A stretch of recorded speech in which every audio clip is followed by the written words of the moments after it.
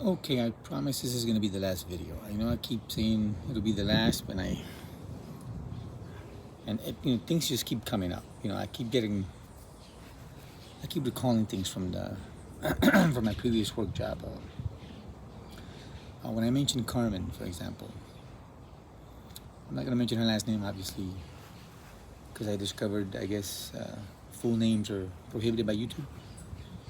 But like I mentioned earlier, that she went to HR and apparently somebody complained about how she was dressed, and she questioned Evelyn as to what am I supposed to do with this body, in a very arrogant way. That's how Evelyn told me, that she was very pretentious with her body. I mean, she is a beautiful woman. I mean, I think. I mean, she was back then. It's been like 10 years maybe, or 8. Well, the point is, I remembered that when she was with her years ago, because she moved on. As you can see here, this little flower, that's actually moringa flowers. I put the flower because I'm outside and I saw them on my moringa tree. And actually, I eat these flowers. They're very healthy. They're full of nutrients. So for a pretty girl, a pretty flower. And in this case, I recalled now that when the IT department, like 8, 9 years ago, we were going around updating the computers, and we stayed late at night. We were up, it was around 7 or 8, I think, when we were still running around with those urgent updates.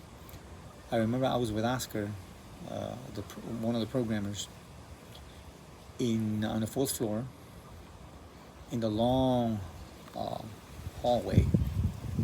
Try to describe as much as I can. Well, her office was almost at the end, almost at the very end, and I remember we were going. We started that hallway, and she walked in with her boyfriend. Again, it was like 7, 8 o'clock at night. She walked in with her boyfriend. I think he was an FBI agent. So when she's walking by, she was surprised to see us, and I told her, "Hey, we need to update your computer, so not to become busy on it. In other words, not to occupy, because we were running around, and the flower's gonna fall off. The wind is trying to blow it off." And she said, "Well, I'm just gonna go in there quickly and change." And I'm like, change. There's bathrooms for that, but she goes in there, and me and Oscar were updating these computers with these emergency patches. I remember they were urgent, I think because of a worm that was infecting computers nationwide. Well, the thing is, again, she goes in there with her boyfriend. We reach up to her door, we knock, or I knock. She said she was not finished. So we continued, and then we started walking back, to the other offices in other areas. And then at one point, when I'm about to leave that area, she comes out of her office completely different, with a completely different attire, completely. So what, in essence, what am I saying here? I mean, she did not necessarily do anything critical, like others have, but that shows you that she got completely undressed in her office with her boyfriend in a federal building. I don't know if you can consider that work hours, because I don't know if there's a time frame for probation officers. But again, that comes to show you how easily we can do things that are highly questionable at the workplace. Things that I don't think are appropriate. Things that I don't think we should be doing, especially with our boyfriend in our office. I would understand, okay, the bathroom, or a locker room if there were one. But and they were there a while, I think 15, 20 minutes. while we were doing the other computers. And well, I don't know, again, these things lend themselves for a little bit of a hanky panky, hey, while we're here, let's I don't know, because the American spirit is, have you ever done it in, I don't know, the Wendy's bathroom? Have you ever done it on an airplane bathroom? Have you ever done it in, I don't know, the park? Have you ever done this at work? Have you ever done this at church? The bad stuff, the hanky panky. It lends itself for that. I'm pretty sure that if she did it once, she probably did it many times before. But again, it shows you the type of work environment and the mentality that we have. Again, she came out completely different. It's not that she changed her shirt or just one thing. Her complete. I mean, she walked in with pants, jeans, and a shirt, and then she came out with a dress, like if they were going out.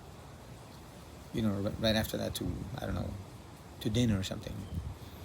Which again clearly states that she got completely naked in a federal building in her office in front of her boyfriend.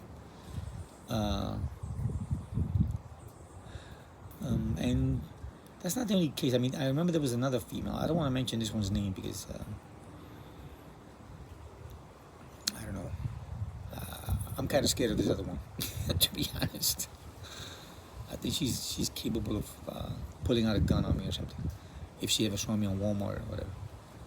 She's emotionally a little bit unstable in my opinion, so I'm not going to mention her name. But I remember in this other female's case, now that I'm talking about Carmen, I remember I was helping her with a computer problem, and I mentioned this before on one of my previous videos. I was helping her one day with her computer, and her boyfriend came in. I think he was a marshal. He didn't look FBI to me. I think he was a marshal. But they started kissing. Like I can't say in front of me because I was sitting and they were to the side.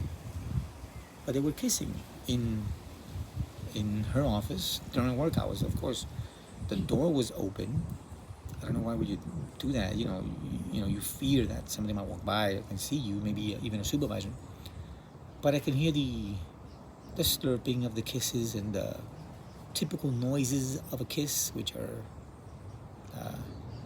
we all know them. So again, I can see once again that the workplace has been toxic for a while, sexually speaking, for the most part. Again, Carmen completely undressed herself, in her office. That night we were applying patches, and in front of her boyfriend, which I guess is okay. I remember mentioning this to HR, Evelyn at the time. Just like the other one kissing with her boyfriend while I was there. To be honest, the kissing part made me feel uncomfortable because I wanted to ask her things, but I didn't want to look in that direction. I can see at the corner of my eye that they were really, and kissing, touching, grabbing, feeling each other up during work hours. Just actually in this case, it was during the day. It was during normal work hours in her office. Which again, this is the message women are giving out. When I even told my boss at the time about the girl that was changing. Again, this is the message women give out. This is the message women put out there. The problem with that is that when you push out that you are a happy girl or a giving girl, maybe even a promiscuous girl, depending on who's interpreting the events, this is a problem. Because again, it contributes to a toxic workplace. Any other guy might want to be part of the same game. And that's where these guys get in trouble. But it's okay for women to do that, to kiss their boyfriends in front of others and to get undressed in front of your boyfriend in a federal building, in their office, maybe a little bit outside of the normal working hours. But again, that's the workplace. That is the toxicity, the message, the behavior that has been going on for years, and tolerated for years by HR and the courts, and this does not really contribute to a healthy work environment. It really doesn't. I know I created the other video about potential hanky-panky in a government vehicle. Well, if I saw them kissing, it's even potentially possible in the office as well. And nothing to legalese, but again, the fact that there were condoms in that mug, that does not make the picture look any better. And then the other one, Carmen getting undressed in her office in front of her boyfriend after hours, that paints an even uglier picture about the U.S. District Court of Puerto Rico and probation. So once again, people, this is my recollection, my clear recollection. I swear again on my kids' lives, this is exactly what happened. If I don't know if Oscar remembers about that Carmen getting undressed, but I know he gave me that look when he was, walking by after we finished the area. The point is, again, he without sin cast the first stone. Sodom and Gomorrah is full of sin, of lots of sins, big ones and small ones. And no matter how insignificant some might be, it still contributes to a not so healthy workplace, a mentality. Because again, some people can do it, but others can't. And that's not necessarily right or fair or just. And some people, like in my case, over simple comments, precisely describing the she-devils like that was used against me, describing the girls there as she-devils. Well, it is so true. My God, it is so true. All these videos are clear proof of it. And again, calling chula, oh, they didn't like that either. Again, I'm saying it because they use that against me. And when it comes again to the girl down in district court, which apparently she got offended by a little gift, by gifts I gave her, like I've done to many other girls, just being a nice guy, we can't be nice anymore. She got triggered, yet again, she did worse with bending over like a foot away from me, showing me her stuff, because that's women for you. That's a lot of women for you. They're very promiscuous, but if you do something nice, they snap. They're very promiscuous, but if the wrong guy says something, they snap. But again, the overall picture here is that in my recollection, my investigation continues to become more and more interesting. I invite Raul Arias to fix Sodom and Gomorrah. As the king of Sodom and Gomorrah, I think he would be concerned. Of course, unless he's part of Sodom and Gomorrah in the moral aspect of it, or better said, in the immoral aspect of it. Again, I'm not accusing him of anything. But if you don't do something about that behavior, it's because, again, you must be involved in it somehow. Or, I don't know. I don't know what to say at this point. It's just disgusting. And again, I can't blame him for something that happened years ago. But he might want to try to do something of it now that he's in control. I think he's still the chief judge. But all these videos should be of a concern to him, despite the fact that I even put on my disclaimer that federal employees should not watch these videos because, again, they're raw truth. And I don't want them to lose their Disneyland belief that they work in the most, the happiest place on earth. Well, actually, to a certain extent, it is the happiest place on earth.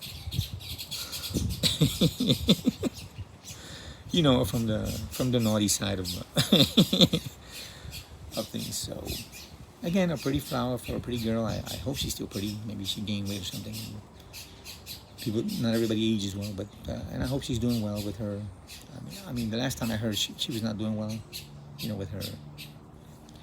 With her husband, with that guy that became her husband. But again, that's none of my business. We all have issues. Even I have issues with my own wife and my kids. I mean, that's almost normal today. But once again, it's amazing. The more I recall, my investigation just gets more and more and more interesting. And I have a lot more that I do remember right now, but some things that I want to hold back a bit because, you know, there are things that are just, I don't think should ever be said. But maybe I will. Maybe I will. Till next time.